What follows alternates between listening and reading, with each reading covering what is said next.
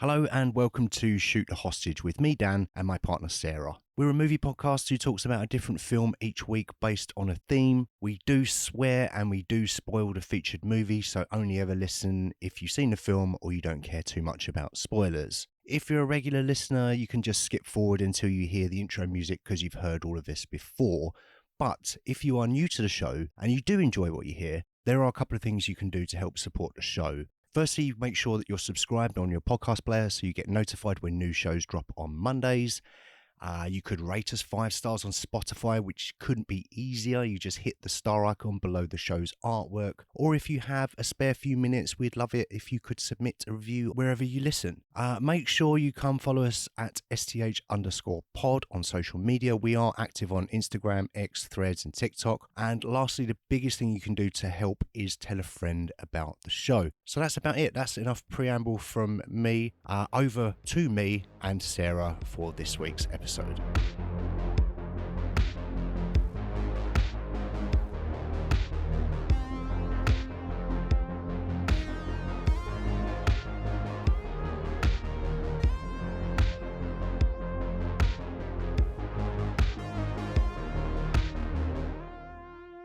We've made it to the end of it. That was way too dick and dong, wasn't it? Bogies! Bogies. Did you know that they're DJs now? Are they? So they popped up on my TikTok the other day and they were doing a sick set. And they were like, do you remember when Oki used to drop this in the 90s? And they were like jumping up and down on the stage. It was marvellous to see because I loved Bogies back in the day. Bogies was classic. And now I'm like, I want to go and see them. But let's be honest, it's probably only going to be like Butlins or something. Potentially. It's got Butlins written all over it. I'm here for it, but I mean, I'm probably not going to go to Butlins. Let's be honest. I can't think of a better place to go and play bogies, to be honest. That's true. That is true. Do you know what? I'm just going to keep this intro in. We haven't actually spoken about the film yet that we're covering today. No, not even a little bit. No. But we have made it to the end of another season. And it would have been remiss of me, or I would have been remiss, or it would have been remiss. I'm not quite sure how to use that phrase in a sentence. It would have been remiss. It would have been remiss of me to not include a Nightmare on Elm Street movie. Yeah, you little sneak. You sneak. Why is that sneaky? You kept it for the end. You kept us all waiting. Yeah, of course. I mean, we're not talking about the first Nightmare on Elm Street movie. No, that would be too straightforward for you. Yeah.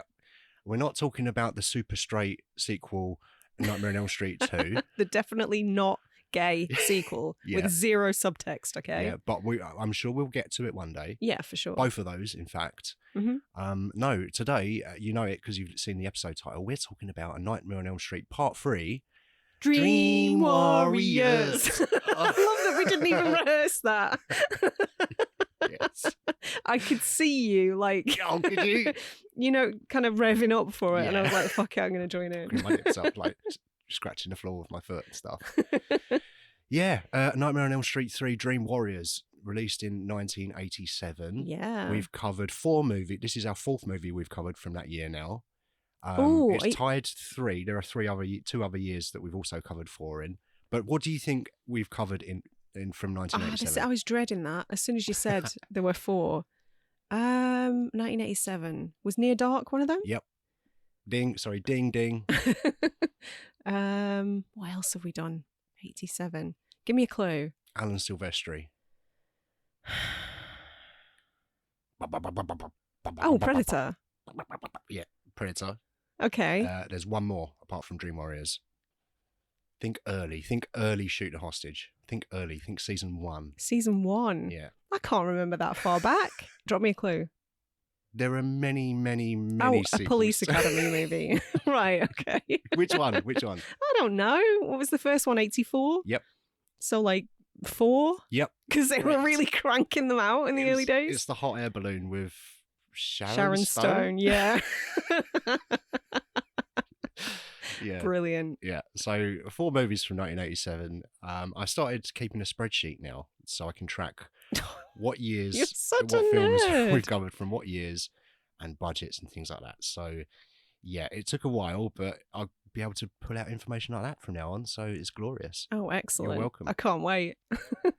Horror movie. This is a horror movie. Yes. There haven't been that many horrors in this season. Not as many as you would think. Not as many as would be in Sarah's seasons. No. 1987, I was looking at the year. Mm-hmm. Good year for horror.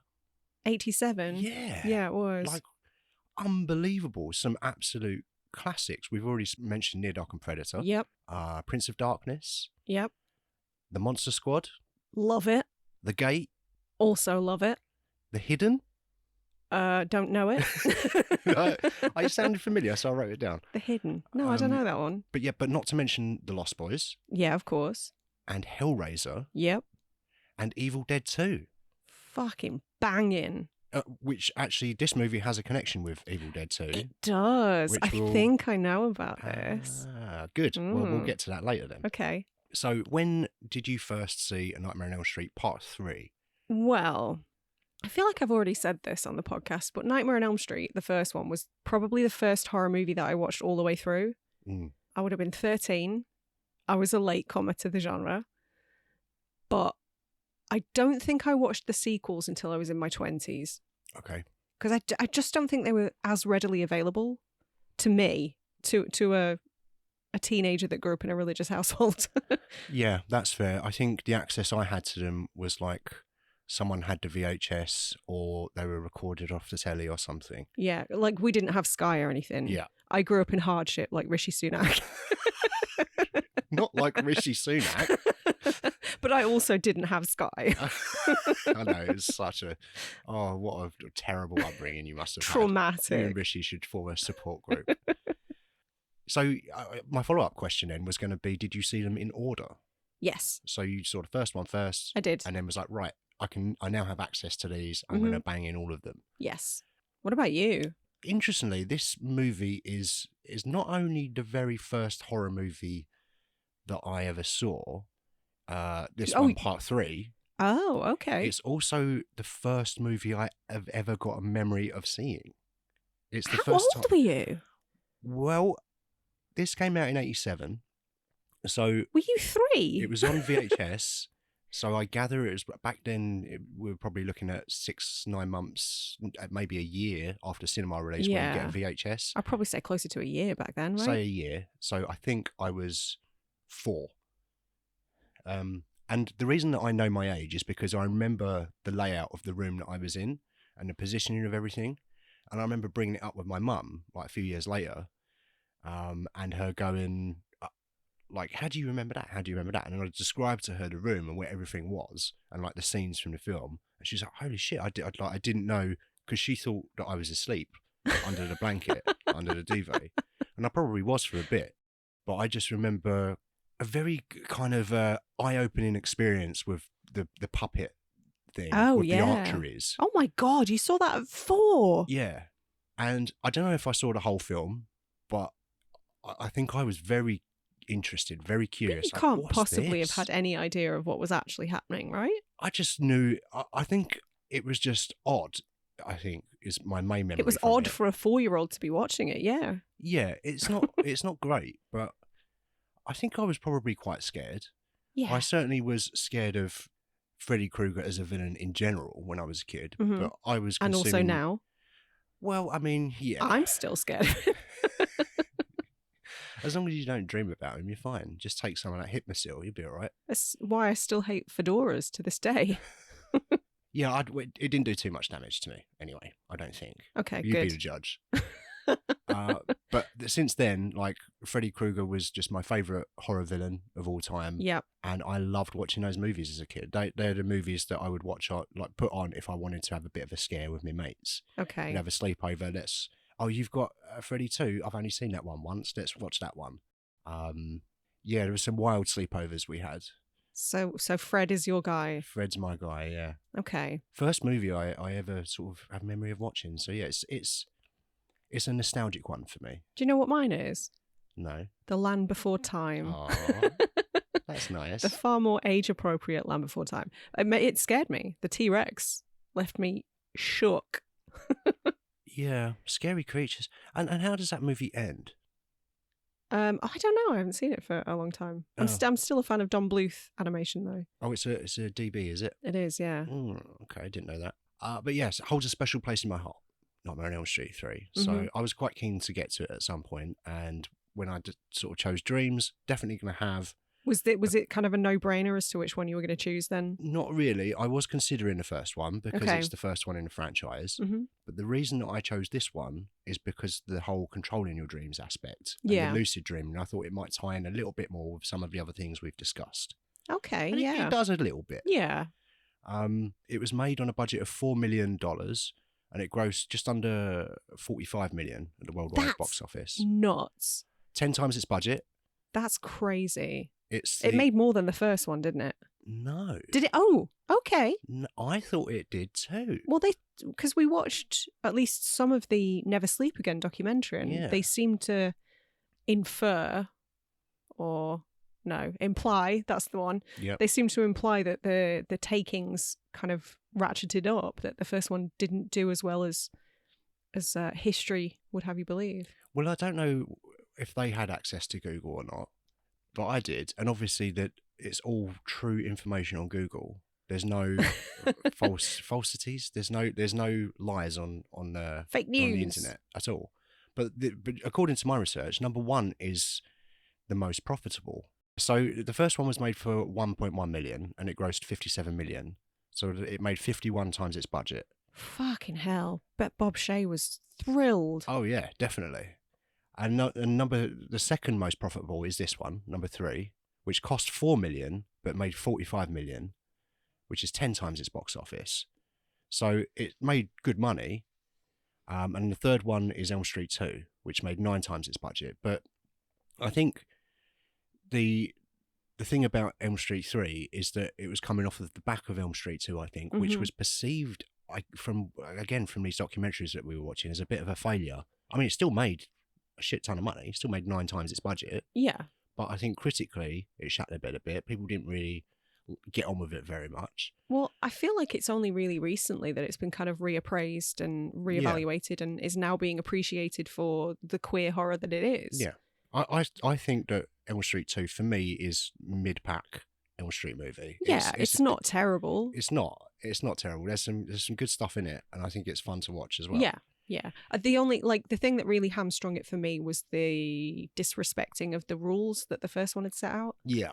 I didn't love that. So it was nice to see a return to that law in this one. Yeah. The one that's made the most money, what do you think it might be? Which one out of the nine total Elm Street movies we've had to date, which one do you think's made the most? Not return on investment, but just grossed the most at the box office. What are we including? Are we including Freddy versus Jason and the remake? And it's not the remake, is it? Yeah. Oh God, I hated that film. But the problem is that one cost 35 million, and it grossed 118 million. So it was one of the least successful in terms of return on investment, but it grossed a lot of money. And I guess that tells you everything you need to know about post-2000 filmmaking, really. Wow. New Nightmare, sadly, is the lowest. Is performer. It really? Yeah. Oh, I love New Nightmare. It's great. That's probably my second favourite.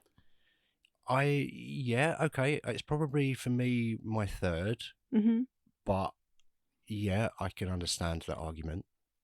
I did read somewhere that Wes Craven's original treatment for Nightmare on Elm Street 3 was far more akin to New Nightmare. Yeah, he had basically the whole premise of New Nightmare, where Freddy starts entering the dreams of the actors, is what his initial idea was for like number 3, as you say. Yeah. But I think it was maybe I didn't really get it, and I would probably, for the time, I would say, I mean, when they actually did that in '94 with New Nightmare, people still weren't ready for it. It was still too early. It was 2 years after that with Scream that he really kind of nailed the whole meta thing. Yeah, absolutely. So I think it was probably the right call, but it's interesting to know that he had those ideas early. Yeah. I did read somewhere that about 70% of the script was rewritten by Darabont and Chuck Russell. Yes. Wes Craven, he sat out number 2. Yes. Had nothing to do with it. And it shows. Yeah. And he wasn't interested in doing a sequel, but they brought him back for the third one. They sort of tempted him back, I assume with money, and said, please write our movie. I think they asked him to direct as well, but I know he had a clash with a movie called Deadly Friend, which we've all seen and heard of. I own it on VHS. Read the synopsis and I thought that sounded quite interesting actually. So I'd like to give that a go. But yeah, so it wasn't available to direct. Also, Robert Englund wrote a draft of Elm Street 3 very early in the process, I believe. He named his one was called Freddy's Funhouse. Okay. And he said in one of those Talking Heads interviews that I can't remember if we watched it together or it's one that I saw on my own, but he wanted more backstory. I was looking on Wikipedia as well about this, and apparently in his idea was that Freddy claims 1428 Elm Street as his own in a dream world and sets up traps like Nancy did in the first movie. But interestingly, ideas from that script apparently got recycled and used for the pilot of Freddy's Nightmares. Oh, the TV show? The pilot, yeah. Oh, okay. Interesting. Yeah. Was Pat Sharp in it? I think he was. Yeah, I think he was. I think there was bedrooms made out of foam and Sounds little go-karts in it as well. It's great. That's the mashup we all need. I've heard it was a whole lot of fun and there were prizes to be won. It was a really crazy show. Guess who else wrote a draft? I don't know. John Saxon. Did he? Yeah, the man. We've spoken about him before in our Black Christmas episode. We did. It's our second John Saxon movie. I like John Saxon. He seems great, and I love him in these movies. Big part of my childhood. He was my film father, really. Yeah. I was sort of watching the Elm Street movies as a kid. He's got a really good face, like that sort of old Hollywood handsome. Yeah. If that makes sense. Yeah, I know what you mean. And he's done it all. He did the Bruce Lee stuff. He did the Giallo stuff. He's done horror, and I mostly know him from the Elm Street movies, I must admit. But yeah, he's just got an insane resume. But yeah, his version, so he wanted to explore the past, and he also kind of wanted a prequel. But in his version, Freddy was actually framed by the Manson family. Oh. And when a lynch mob forces Freddy to confess, like a false confession, they burn him. So the reveal was going to be that he was actually innocent. Oh my God. I love the true crime connection. Yeah, I think it's an interesting idea, certainly. Again, maybe ahead of its time? Yeah, these are ideas that you could use in other ways. Yeah. And I'm surprised they didn't go back to something like that, especially towards the end of Elm Street when they're probably getting the end of the run, sort of number 6. Getting a bit tired. Yeah, like, what? Let's revisit this idea. And maybe that would breathe new life into it. But yeah, it's a fascinating idea, I thought. And I had no idea that he'd written a draft of this until I sort of started researching things. What a guy. Ultimately, though, it fell on Craven's shoulders to come up with the initial script. As you say, it was more of a new nightmare situation. I think the studio were nervous about that, and they eventually brought on... I think it was Craven actually enlisted someone called Bruce Wagner, who I'm not familiar with, but they worked together to come up with another outline. And then their story was so big that line producer Rachel... Talalay, I want to say. I'm going out on a limb and just that's how it sounds most pleasing to my ear. I said Talalay the other day, and I like to say Talalay. But she speaks of that initial idea of being sort of unfilmable, really. So they decided to bring in, as you said earlier, Chuck Russell and none other than Frank Darabont to, one directed and the other one helped. I think they both helped with writing, but Chuck Russell obviously directed it. I think this was Darabont's first writing credit. Was it? Oh, interesting. Okay. I'm sure that we'll probably talk about him at some point in the future. Obviously, the Mist kind of thing. That's where I'm thinking about with Darabont. But yeah, obviously we've spoken about Chuck Russell before as well, because he was a producer on Dreamscape, which we spoke about a couple of episodes ago. Yeah, there's a couple ties to Dreamscape. Is there? In fact. Oh, okay. I can't think of another one. So, well, initially, I can't remember who it was. Maybe it was. It might have been Chuck Russell actually. or Bob Shea, but I know that was it Joseph Rubin who directed Dreamscape? Yep. Joseph Rubin. I think so. Yeah, that sounds familiar. But yeah, he was New Line's first choice of director on the strength of Dreamscape. Right. Interesting. But didn't pan out. Right. Okay. But I wonder if they approached Joseph Rubin and he maybe put them onto Chuck Russell. Yeah, that's a possibility. Yeah. Because there was a scheduling conflict. Okay, that's what they always say. Isn't it just? Yeah. It's a get out of jail free card, isn't it, really? So the Elm Street house then, it's a real gaff. It's a real place. 1428 North Genesee Avenue. I don't know. I'm not looking at what you're looking at. So you mean it's not Elm Street? It's not actually Elm Street, no. It's called something else. The house is owned by filmmaker Lorene Scafaria. Lorene Scafaria? Am I saying that right? I don't think it is. She dated Bo Burnham for a long time. Correct. I know who she is, yeah. Didn't she make Hustlers? Sure. I don't know. I didn't look into her credits, I must admit. Okay. But yeah, she owns the house and she was dating Bo Burnham for a bit, which is why he filmed his special inside. That was in the Elm Street house? Yeah. Oh, excuse me. There's a motorbike that wants to get involved in our podcast. Piss off, bike. Are you done? It's done. Yeah, Bo Burnham filmed his special there, and I guess probably there was quite a lot of it. People probably figured out where it was and all of that stuff. So I think they moved out of there pretty quickly. A few months after that documentary came out. Documentary, comedy special, drama. I don't know what to call it, but it spoke to my soul. Yeah, it was very interesting. But that blew my mind when I found that out. I didn't put that together. No. Crazy. What else is iconic from the Nightmare on Elm Street movies? It's the glove, right? Mm-hmm. The most iconic movie villain weapon of all time. That's its own thing. That's not just a knife. Yeah, because, we've got knives, we've got machetes, all manner of things, even chainsaws.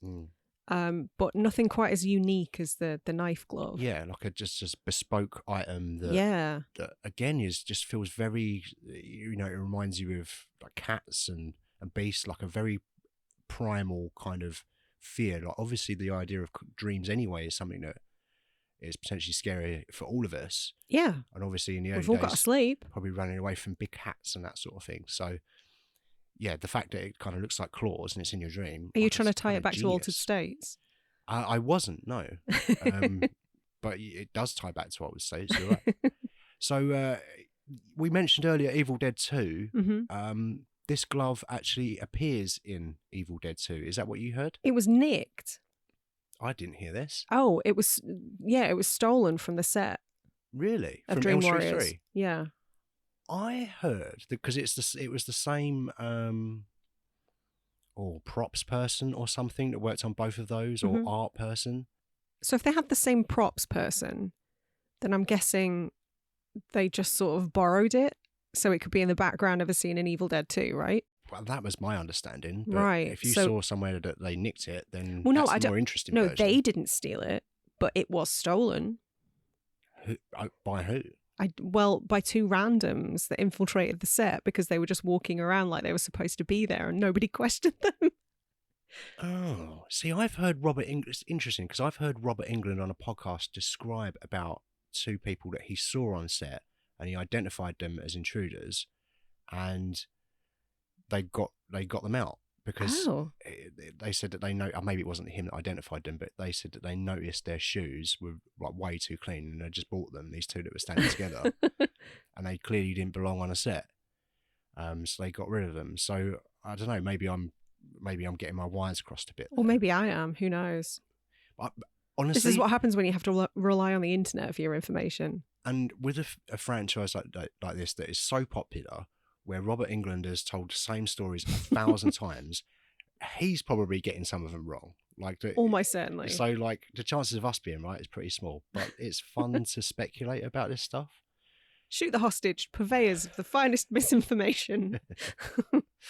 So it opens up with a new character, Kristen, played by Patricia Arquette, and she's running away from Freddy. Well, technically it opens up with an Edgar Allan Poe quote Yes. that Okay. there is some contention about. Right. Because nobody's 100% sure if it actually is attributed to Edgar Allan Poe. But the movie claims it is, so we'll go with it. Well, it's fact then, yeah. Okay. But yeah, then after that, we're following Kristen. She's running away from Freddy. She's running through the corridor, and she's got that kid that's clearly a real kid, as you identified. Definitely a real child and not a doll, yeah. Yeah. Mark Shostrom, who works in is credited as makeup department on this movie. He actually went to a museum to look at photographs of burnt children to create an authentic look for the dummy. Wow. That's gnarly. Well, apparently he achieved it, and he got a really good, accurate looking dead kid doll, charred child. But apparently, it looked so realistic, and it freaked out Chuck Russell that he decided not to use it. He said, no, it's too much. Chuck, you big fanny! I want to see the burnt kid. Well, they spent a couple of hours making a simplified skeletal version, which is what we see in the movie, and you see its fake legs bouncing around as British Arquette's running through the corridor. Do you know what the grossest part of this movie is? No. It's right at the beginning where she's making paper mache or papier mache. Oh, yeah. Disgusting. What's your beef with paper mache? It's horrible. What? It looks grim. What's she making, anyway? Well, she's making like a version of the Elm Street house, isn't she? But when you see the full shot of the house, it's made out of like lolly sticks. Well, she's painting lolly sticks as well. Where's the mache going? The mache's underneath. That's forming the structure. Oh, right. Okay. I don't know. Look, do I look like Blue Peter? I'm not the papier mache expert, but if I was going to pick a disgusting part from that scene, it's where she eats the coffee granules straight out of the jar. You never done that? Yes, but it is disgusting. Of course, haven't we all? Yes. Yeah, exactly. Another piece of effects that Chuck Russell wasn't entirely happy with is the giant snake, the giant Freddy snake. Mm-hmm. So, snake in inverted quotes. We mentioned Elm Street 2, and there's dick imagery all over that movie. Mm-hmm. And in this one, there's less of it, apart from the giant one. The giant Freddy phallus. The giant dick, yeah. They did, the first version of it apparently did look far more penis-like. Yeah. And so that's where all the green gunge came in, because they wanted to tone down the pink. Yeah. Sort of successful, but not entirely. Yeah, I mean, I don't know if maybe that was the right call in this instance, because they wanted that kind of imagery, but like you say, when it was painted the flesh colour, it was like, oh, well, that's too much. Yeah. So I get it. I think that maybe that was the right call, and it does look a bit weird and otherworldly, the colour that it ended up being. So I quite like how it ended up. It's a solid idea. I quite like the notion of a big Freddy snake thing devouring a human. Yeah, and that's pretty scary. It looked great, and it's something we haven't seen before. Very imaginative, Mm-hmm. and I think just the use of snakes is another example of like a primal fear that. Yeah. Not all of us, but I mean, I know you've held snakes. I've seen you hold snakes. Mm-hmm. I know I won't get anywhere near the fuckers. No, you didn't. But I feel like it's one of those, like with spiders, that a lot of us have a basic fear that we don't entirely understand where it came from. It just seems to be something that's baked into because humans. Some of them are danger noodles. Some of them are danger noodles, yeah, you're right. Like, some of them could potentially kill you. So it's perfectly reasonable to be scared of all of them. Yeah. I mean, I am. It works for me. So I made a list of all of the notable practical effects because I think it's something we should definitely spend some time talking about, given that is absolutely one of the film's major strengths. Yeah. Like, the effects work on this is nuts. Made for less than the movie we mentioned earlier, Dreamscape, as well. $1 million less. Yeah. And it looks... like, no offense to Dreamscape, obviously, if you listen to that show, you know my feelings about it, but this is so much more visually interesting than that movie. Yeah, that was one of our complaints, wasn't it, about Dreamscape, is that it's interesting, but more, please, in a movie about dreams. But I'm guessing because they had some names in that. They had like Dennis Quaid, Max von Sydow. Like, I'm guessing a lot of the budget went on people, whereas in this, you've got a bunch of people pre-stardom, like Larry Fishburne, Patricia Arquette. You know, these huge names, but they were nobodies back then. Yeah, probably the biggest person that had to pay maybe John Saxon or maybe Robert Englund, but even then I feel like probably he's not commanding a huge salary until number 4. Do you think? I think so. I know that in the early days they were talking about just recasting him because they were like, oh, he's in a mask or whatever. But it didn't work. No, they had I think a stand-in one day, and I think from there are just like, it's just we need Robert. You need his charisma and physicality that he brings to that role. Nobody else can do it. Yeah. I mean, we touched on the remake earlier, but Jackie Earle Haley, while a fine actor, just didn't nail that role at all. I don't really remember enough about that film to have much of an opinion on it. I just remember just not thinking it was great. Well, it's kind of different to almost every other franchise because multiple people have played Michael Myers. Multiple people have played Jason. It kind of doesn't matter when you're behind a mask and you are just this slow-walking, lumbering big dude. Whereas Freddy is Robert Englund. He has a personality. Yeah. These other guys, as you mentioned, are just nothing. And maybe that's part of their, the fear that instills in people. But Freddy is like this larger-than-life character. And as you say, he's Robert Englund. Mm-hmm. I guess the only other one that I could liken it to is Brad Dourif always being the voice of Chucky. Yeah. That wouldn't work That's with anybody a really else. good call. Yeah, I think you're absolutely right. He is Chucky. Yeah. Robert Englund is Freddy. And Mark Hamill tried in the remake, but... Did he? Yeah, it was Mark Hamill in the remake. Okay. The really weird, big-headed Chucky. Did we watch that one? We did, yeah. Okay. Clearly made an impression. Yeah, I remember watching a bunch of them a little while ago, but I wasn't sure if we watched the remake. I'm not sure. Anyway, it's not a Chucky podcast. Not yet. Notable practical effects. Notable practical effects. Yes, I did make a list. So, the melty bike. Oh yeah, how did they do that? I don't know. I said I made a list. Yes. I didn't say I had any insight. Yes, that is a practical effect. But it's cool. Like, the fact that you're asking how they did that, the fact that it prompts that sort of speculation, it's not obvious. If I had to guess, remember in our Possessor show, we spoke about the the head candle. busts. Yeah. Was it wax, candle wax or something? And they melted them and then sped up the footage. Yeah. I would guess that it's probably the same thing. It's just a wax bike. Yeah, that they used heat guns on or something. Yeah. But it seemed to sort of bend in a very specific way. But I also thought about Christine, when a car's repairing itself. Oh, and they reverse the footage of... Yeah. So I wonder what technique that they used for that. But it looked great. It did. And you see stuff like that in the movie that's 87, and I'm sure we say it's all the time and it becomes tired, but looks better than some stuff you see today. Mm-hmm. Yeah. CGI. Significantly. What's next on your list of practical notable effects? The tap hands. The tap hands with the grow to Freddy knives. Yeah, the thing that lands our protagonist in the... what do you even call it? Yeah. I mean... I don't even know what I would call it. This weird facility that apparently were kind of common back then, where like problem children were just sort of shipped off. What, for real? Yeah. Right, just okay. to be like straightened out. Yeah. Well, I'm sure that worked out for everybody. Yeah, definitely no horror stories about those. Yeah, the tap hands, that was super cool. Yeah, that was good. And it's funny because it had been a number of years since I'd seen this one, and I'd actually forgotten. I think because there are so many films in this franchise, I think my brain had sort of forgotten which bits were from which movies. So it was nice to have this refresher and just the reminder of how fucking imaginative this franchise is. Yeah, I think that's the thing. Even with the bad ones, and there are some. Yeah. The reboot aside, because I don't remember that movie. It didn't exist. They never made it.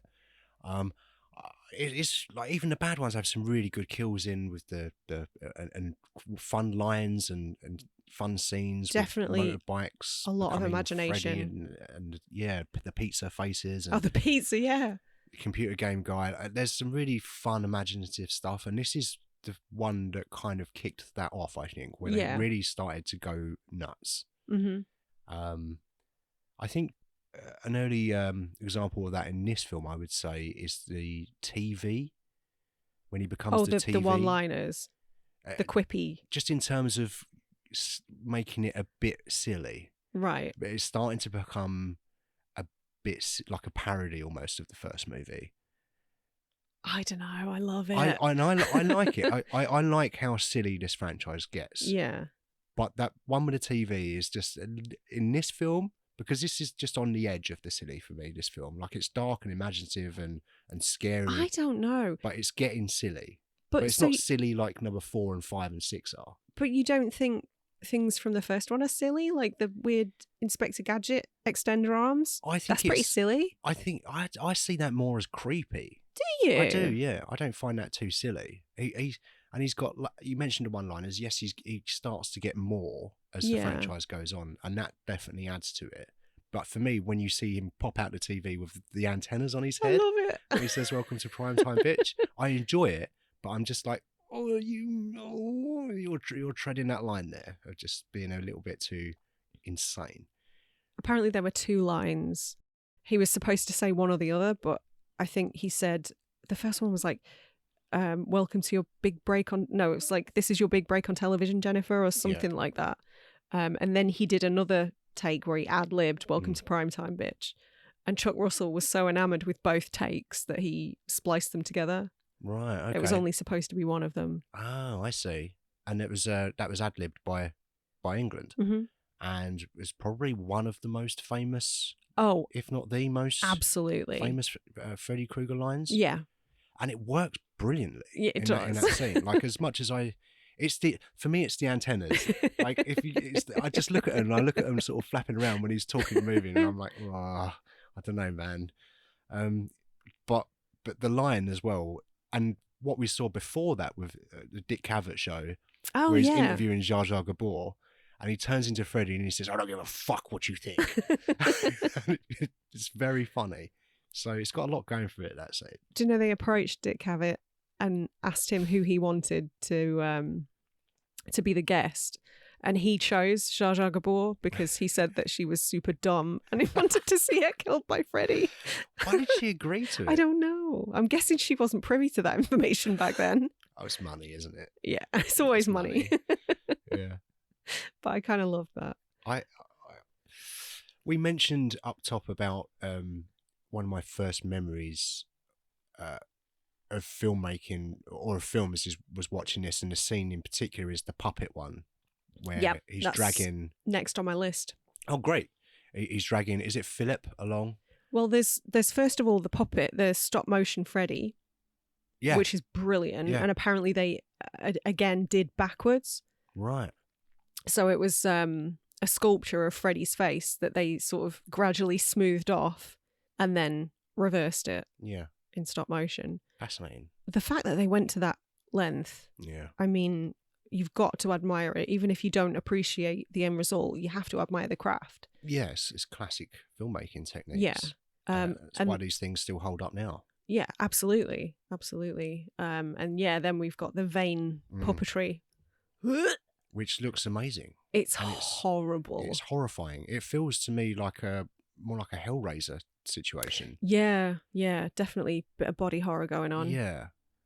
Of course, that guy who plays Philip is Bradley Gregg, who we've spoken about. Bradley Gregg in our Fire in the Sky episode. Yeah, he was in that. Was he? Yeah. Who was he in that? Oh man, he was a man. So many I don't questions. remember. I'm sorry. I didn't write that. I've got a list. I've got about 4 pages of notes, and I didn't write down what his name was in Fire in the Sky. Beg your pardon. Do better, Dan. What's next on your practical effects list then? So next up is, obviously we already talked about the penis worm and Welcome to Primetime. So the next one is the tongue-tied effect. The tongue-tied effect. Oh yes, yeah. Don't tell me you've forgotten the naked nurse. You definitely haven't. No, she's the one that did the tongue tying. Yes. Yes. Yeah. Right, and she seduces Joey. Mm-hmm. Or it's Freddy seducing Joey, really. Ew. Well, weirder things have happened. True, yeah. Yeah, that's a weird one. It's a weird one. Joey's a strange character. Why do you say that? Well, he's not like any other character that we've seen in this series thus far. He's sort of, because he's mute, he's kind of a non-entity for a lot of the time, but then becomes integral to the plot. And maybe my criticisms aren't valid at this franchise because it is so silly and it's a horror movie, but I felt that was a strange choice. Okay. He was just sort of always there in the background, and then I guess he's the one that alerts everybody to the guy that falls off the roof. Yeah, I suppose he's the last person that you want really as an alert system. Yeah.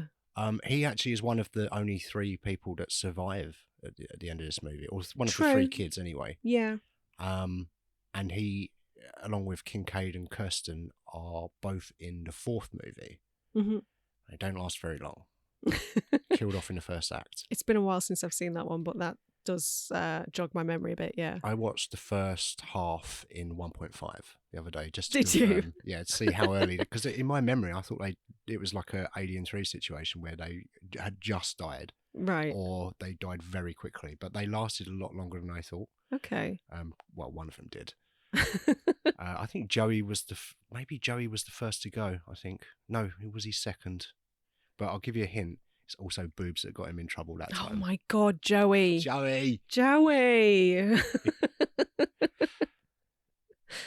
Oh, I do like Kincaid though.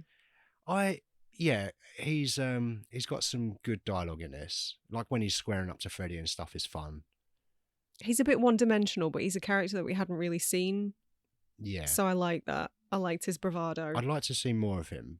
Yeah. But there was a big there was a lot of people in this. Mm-hmm. And it would have been hard to sort of juggle those things around. But I do think that they were successful. Have you got any more then on your practical effects list? I do. We've got the slash writing on, I think it's Joey's chest. Oh yeah, that was great. That was pretty cool. And I mean, we've obviously seen that kind of thing before. Like that's effectively how Tina dies. Like the slash marks start appearing on it. In the number one. In the first one, yeah. Right. Yeah. So it's not something that we haven't seen before, but it's still really well done, I thought. Yeah. And it's that writing is sending a message to Nancy as well, isn't it? So I feel like it's quite nice thematically, or like to sort of just remind you of, it's hard to forget that you're watching an Elm Street movie with someone like Robert Englund running around with knives on his fingers, but it does feel like a nice callback, like you say. Yeah. Some would say impossible to forget. Yeah. This maybe is most Freddy. Yeah. So the next one is the hypodermic needle fingers and the I don't know what you call them, the injection sites kind of holes getting all squicky and I don't know. It's horrible. Yeah. Horrid. That was good. Although I every time I sit down to watch this film, I'm always excited to see the group and their powers and stuff, but I'm always a little bit disappointed that they get offed quite quickly. I know exactly what you mean. The best example of that is Taryn. Because I remember her in her sort of like her faux hawk and a kind of leather outfit or whatever. Yeah. That memory is really vivid. And so I think I'd kind of misremembered that was more of a thing. Yeah. But yeah, we don't see much of that at all. And she does manage to shank Freddy. Yeah. And she causes a little bit of damage. But she is both beautiful and bad. Yeah. And I like that. I really liked her scene, or her death. I thought it was well done, but just when it gets to it, I'm like, bit anticlimactic. Yeah. I know what you mean. But again, just really inventive. I like, in fact, all of the deaths with the kids and how they tie in with their kind of personalities is very cool as well, and something that carries from into the other movies of the franchise as well. And obviously, there's a kid that does kung fu in the fourth one, so I think Freddy becomes a bit of a kung fu master, and there's a computer game one and all of that stuff. Okay. So I feel like this one maybe is where they're introducing like personality-based deaths.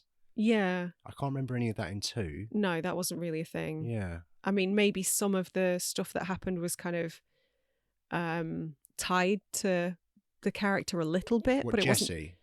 wasn't. Yeah. Well, so the one I'm thinking of is the coach. Yeah. Who is sort of like I know him, yes. strung up in the showers and like Spanked. whipped to death. Yeah. Which is sort of tied to like him being a sports coach and blah blah blah. But yeah, it wasn't really cemented until this movie. Yeah. But sports coach and leather daddy. And potential leather daddy. Yeah. Bob Shea is in that movie as a leather daddy in the bar. Yeah, he's behind the bar. Yeah. Yeah. And apparently he didn't remember it being super gay. Bob Shea didn't? Yeah. Did everybody make that movie with their eyes closed? I think the problem is everybody made that movie with cocaine closed. Right. So it's probably like, oh, woo, party time. Let's make a bunch of money again. Right. What have you done? I love it. I've got a lot of time for that movie. But doesn't the director kind of say that it was intentional? Isn't he the one who's like, yeah, I knew what I was doing?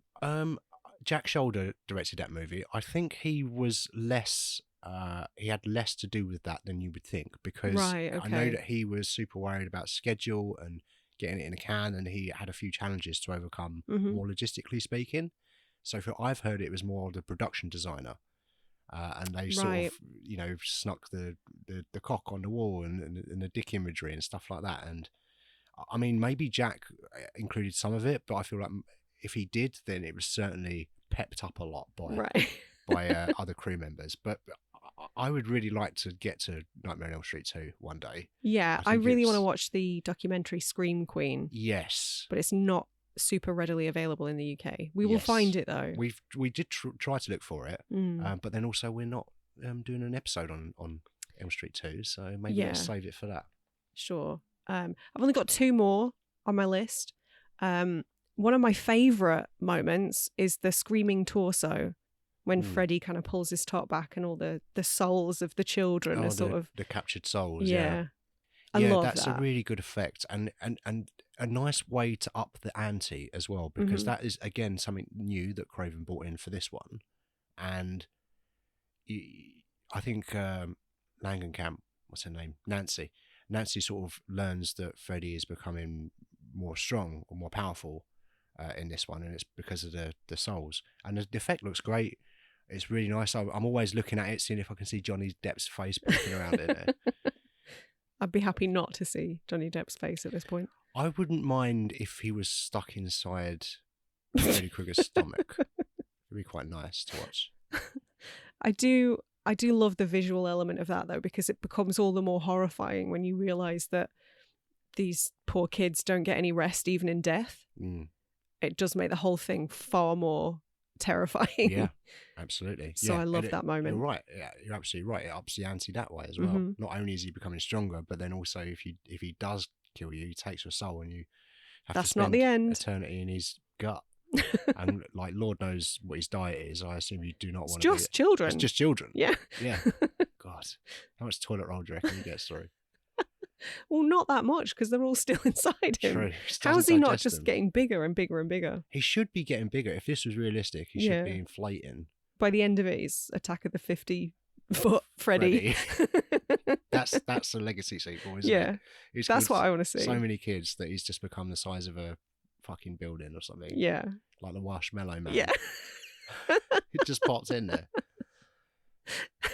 Godzilla versus Freddy. Yeah. Please. One day that's going to fucking happen, and you know it. When they run out of ideas completely. That's the one thing we haven't done. Godzilla versus Freddy. Well, you heard it here first. Yeah. We want money if you did make that. Or at the very least, credit. No, I want money. I don't care about the credit. I'd prefer not to be associated with it. I'll be Alan Smithy in that situation. Okay. And the last effect I've got on my list was the Hall of Mirrors. It always impresses me, Hall of Mirrors scenes in movies, because I just think, how? You're filming this, like, how are you doing it? Yeah. But yeah, that's a good one. It's not really the same thing, but as somebody who makes jewellery for a living and has to photograph it, when the jewellery that I make consists of almost entirely reflective surfaces, it's a nightmare. Are you always trying to get it at an angle so you're not in it? Of course. It's a logistical nightmare. Yeah. So I have so much respect when I see stuff like this. It's quite the achievement. So all you need to do, Sarah, is spend £4 million on crew. Oh, why did nobody tell me? You'll be able to take perfect photos where you're not reflected in it. In fact, you won't have to do anything. If you've got £4 million worth of crew, you could just stay at home and tell them to do anything you want. Brilliant. Unrelated, can I borrow 4 million? If I had 4 million, I would certainly not give it to you. Well, but yeah, that's the last one on my list. But I thought it was worth mentioning because obviously, again, it was all achieved practically. They didn't have, I guess, the tech available to them to kind of achieve that in CGI properly. So a lot of it where it's them sort of going into the mirrors is people kind of manipulating Mylar sheets in front of the camera. Right. And I'm not sure how they achieved everybody sort of popping back out of the mirrors when they smash. Because I love that bit. I touched on it earlier, but I really like, there's a lot of characters in this movie. And I think it must have been super challenging to get this just right. You've got a lot of people, you've got some returning characters, a couple of returning characters. Nancy, I was happy to see Nancy again. I was happy to see John Saxon again as well.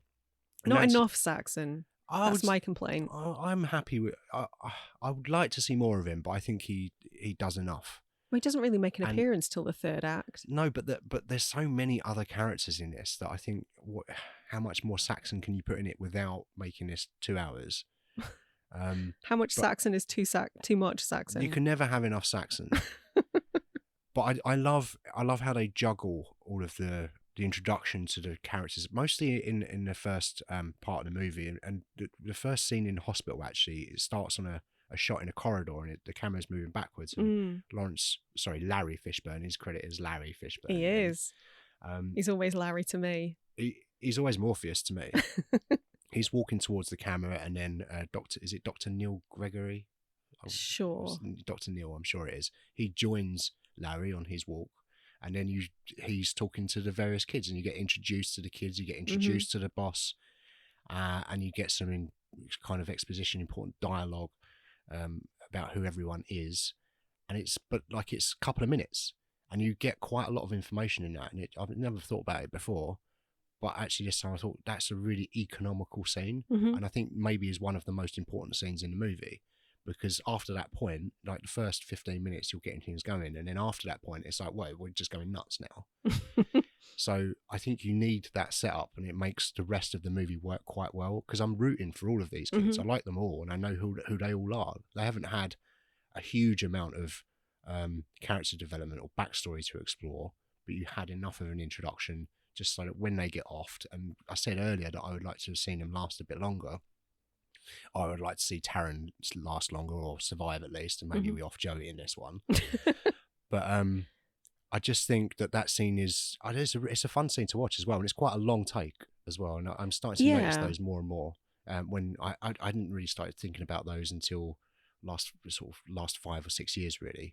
So when I see them now in older movies, I do notice them. I mean, if anything, they were more prevalent in older movies, though, that involved manual editing. I imagine you're right. It's probably Michael Bay that fucked that. Or Edgar Wright. Yeah. But he's good at it. Yeah. The choppy editing is something he owns, for sure. Yeah, and it's a style, and it's part of the narrative, isn't it? Yeah. Whereas Michael Bay is just like, how many shots can we get in 3 seconds of footage? We've got a drone. Right. How much of it is going to be drone for? Oh, all of it? Cool. Don't get me started on ambulance, please. I always forget about going back to John Saxon, at the end when Saxon is leading Dr. Neil to the junkyard. Great looking set, by the way, which is reused. They recreated it. I don't know if they reused it or recreated it for number 4, and that's where Kincaid gets offed. Right. Spoilers, by the way, for other Elm Street movies, but these movies are old now. Yeah. I always forget that in that scene you get a stop motion skeletal Freddy as well. Oh yeah. And that's really done well, and it hits Dr. Neil with the spade, and the proportions all seem right, and the movements seem right. It sort of looks like it's connecting. Yeah. And Neil gets knocked back into the grave. Why Freddy doesn't kill him, I don't know. But you see, he throws John Saxon. Plot. Because plot. And he throws John Saxon towards the car, and he gets impaled by the car and he dies. Dr. Neil is in the grave. And I love how Freddy just throws the spade on the ground, skeletal Freddy, and then like just waves his arms in the air and goes, like, yeah. Because that's a totally Freddy Krueger thing to do. Yeah. That's right, but there's still personality even in that. And I'm like, you don't need to do that, but it just gives it that extra thing. And I always forget about that. And whenever it gets to that scene, I'm like, oh yeah, there's this bit as well. And of course, you know, at the end of that scene, eventually they bury Freddy's bones, and he's dead forever. He never comes back. Well, do you remember how he comes back in the next one, by the way? No, I don't. Do you want me to tell you? Sure. Kincaid's dog, right? Oh, pisses. Yeah. Pisses no, I do remember. Fire on the ground above where his bones are. Yeah. And he's alive again. Yeah. As soon as you said dog, I was like, oh God, yeah, no, I do remember. It's pretty great. I do quite like some of the dialogue in this movie as well. Welcome to primetime, bitch. But that's a banger, obviously. Some stuff's not so great because there are lines like, "Oh, I think we can stop him for good," and it's like, well, 5 more movies would disagree with that. You know, Wes Craven was there, like, please God, make this the last one. Well, they did want it to be like the final in a trilogy. Originally, Craven didn't even want to do 2. No, but at this point, when the third kind of was becoming a thing, they did intend for it to be the last one. I'm sure they did. Yeah. Not something that would spawn umpteen more sequels, God knows how many crossovers, a TV show, comic books, merchandise line. And Comic Cons for the rest of Robert Englund's life. Yeah, I think that the estate of Wes Craven is comfortable. Yeah, I think the estate of Robert Englund is comfortable. Yeah. I hope the estate of Heather Langenkamp is comfortable. She seems pretty happy. She seems pretty grounded. Yeah. Listen to her on podcasts. She sounds pretty cool. I know she does sort of seem did cool. some makeup work and stuff on other jobs. And I think it's produced that documentary. The documentary, we watched. Yeah. She narrated it as well. Yeah. She definitely had something to do with it. Yeah. But yeah, one of the lines that I love is Sister Mary when she says, "The bastard son of 100 maniacs." Yeah. That line goes hard. That's a Mandela effect for me, that line. Oh, yeah? Because I thought that they didn't say maniacs. I thought they said another word that begins with R. Oh, right. Yeah. Okay. That's how I remembered that scene. So when she said maniacs, like, what? Wait. But yeah, I think that's a bit of a Mandela. But it's, again, introducing that kind of lore, that horrifying, like, disgusting, just horrible, inception of the child, Freddy. Yeah, like just what a weird and horrible situation. That's probably the worst / gnarliest villain origin story that I've ever heard. Yeah. Like, that is rough. But yeah, we do get some killer lines out of it. Yeah. So you mentioned that there's been a shitload of other Freddy stuff, sequels, comics. You mentioned it all. TV show. It's going to come back at some point, inevitably, because money. Yeah. Should they, is my first question. No. Bring it back. Okay. That's an easy no. Easiest no. Agreed. Ever. Agreed. If they were to make one today, if there was one made ready today, would you rather it was a complete new fresh take, or would you want it to be a sequel to either the original movies or New Nightmare or whatever, but just something in the original run of Freddy movies? Would you want it to be part of that or a completely new thing, like the Jackie or Haley one? But was that that wasn't a completely new thing though, because it was still. It was a reboot. It had nothing to do with the originals. I would rather a reboot, because I think the original run of movies, while deeply, deeply flawed, kind of exist in a weird little horror movie vacuum. I disagree. Do you? I think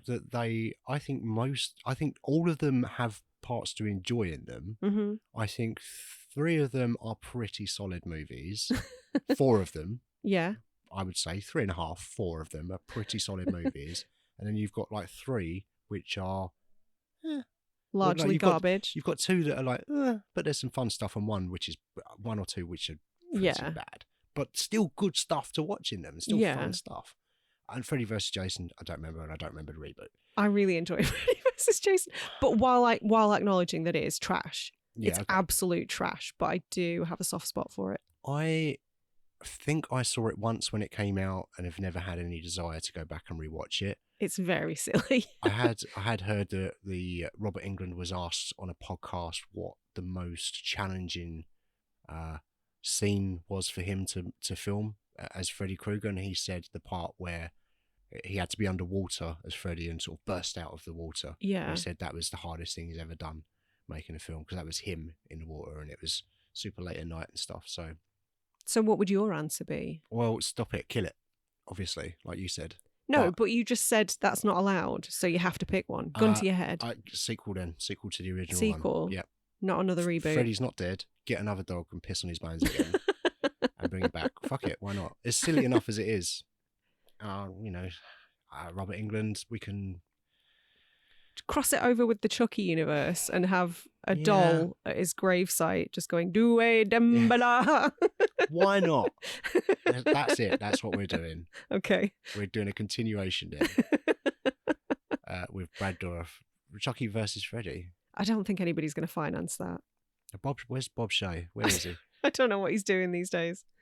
He's probably retired. Yeah, on all that Freddy money. Yeah, I wouldn't blame him. So what are your final thoughts on this movie then? I think this one is... I sort of go back and forth between this one being my favourite and number one being my favourite. I think you said this the other day. It depends which one I'm watching, I think. It's very fickle of you. I think maybe not. It's tricky. Like, I think one is maybe the best one. I think one is the best one. For me, it is, yeah. But maybe this one might be my favourite. I don't know. I say, because it's on a knife's edge, I say number one's my favourite. Mm-hmm. Number two, this is like my second favourite. And then it's New Nightmare, Elm Street 2. And then maybe 4, 5, and 6. I think 6, if I remember correctly, is pretty terrible. And maybe the worst one out of those original sort of 7. Right. But yeah, for you, it's number one. It's number one, then it's New Nightmare, then it's this one. Yeah. Yeah. And then the other ones just sort of swim about together right at the bottom of the list. Okay. That's fair. Yeah, I think it holds up really nicely. I think we get some excellent turns from future huge movie stars. Like, we haven't really talked about them. Patricia Arquette was fantastic in this. She was good. The thing is, there's not much that I've seen her in. I'm super aware of her, but I looked at her credits like, haven't seen that. So it's not someone that I'm super familiar with. This is probably the Patricia Arquette movie I've seen the most. Really? For me, it's probably True Romance. Well, yeah, of course, True Romance, yeah. Okay. I always forget that, but I've probably only seen that a couple of times.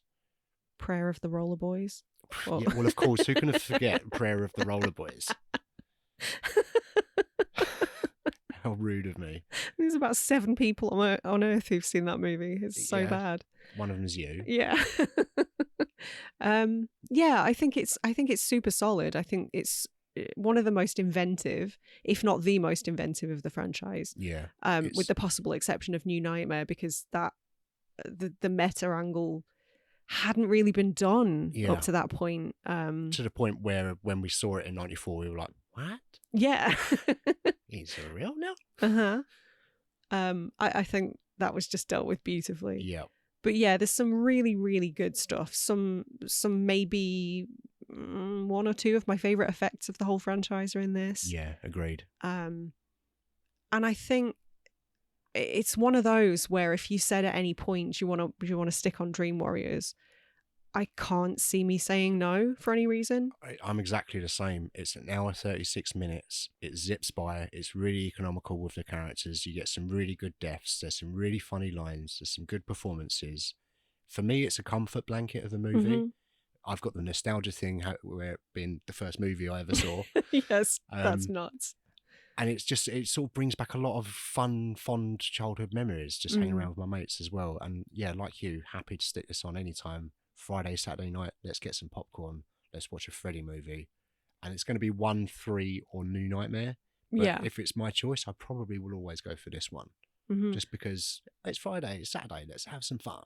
But equally, I think this probably has the more terrifying concept of all of them, because obviously sleeping is something we all have to do. Yeah. So the notion of being killed in your dreams is just beyond the pale. Yeah. But this one kind of brings in the element of being forcibly sedated. So it's like, holy shit. Yeah. Oh no, you really can't defend yourself. So I think with that in mind, it's probably one of the scariest ones as well. Yeah, I think I would agree with that. Right, so that's it. Thanks for joining us on our last episode of our Dreams season. I nearly went to ask you what we're doing next week. Oh, well, I don't need to ask you what we're doing for the next season. Because we're going to have a couple of weeks off now. Mm-hmm. We're still recording, releasing stuff over on Patreon. Go and yeah, check that out. we're sticking with the schedule. Yeah. 8 weeks on, 4 weeks off. Yeah, exactly. And we're going to be back on October 21st with a brand new season. Sarah, it's your turn. Ooh. It's your turn to pick the theme and the lineup for next. I nearly said next year. Next season. So do tell us what's the theme for the next season, and what's the first movie that we're covering on the 21st of October? So the theme is coming of age. I'm a huge fan of coming of age movies. Okay. In their many forms. That being literal coming of age, or maybe an emotional coming of age. Yeah. And the metaphorical coming of age. Well, metaphorical, in fact, yeah. And the first movie that I've chosen is an old favourite of mine, which is Carrie. Our first John Travolta movie? Our first John Travolta movie, yeah. Interesting. I don't know if I'd define it as being a John Travolta movie. It's our first Brian De Palma. It is Brian De Palma. Yeah. Excellent. Okay, well, there's going to be lots to talk about, I imagine, in that. Yep. Haven't seen that in forever, so quite interested to rewatch that. Yeah, so we are going to have our wrap show out on the Patreon feed. Yep. This time next week. We're going to continue releasing episodes over there, but for the main feed, we're going to have a couple of weeks off, back with a bonus show the week before the 21st of October. Don't know what that's going to be yet, but it'll be some new movie. Who something knows? Spooky, maybe. Probably. It's October, isn't it? So it could be something spooky, but we'll watch this space and we'll release something then. If not, we'll see you on the 21st for our brand new season of Coming of Age movies. Hell yeah.